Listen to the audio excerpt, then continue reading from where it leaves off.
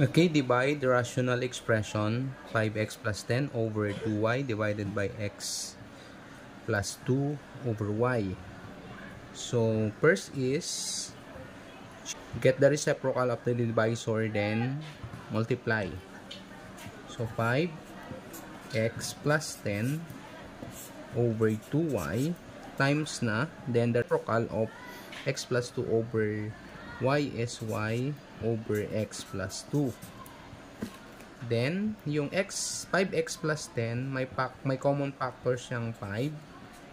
Remove. 5x divided by 5 is x. 10 divided by 5 is 2. Then, over 2y times y over x plus 2. Then, cancel to. Allowed tayo mag-cancel kasi times naman. Then, yung y. So, ang matitira is, sa taas is 5. Then, sa baba is 2. So, the answer is 5 halves.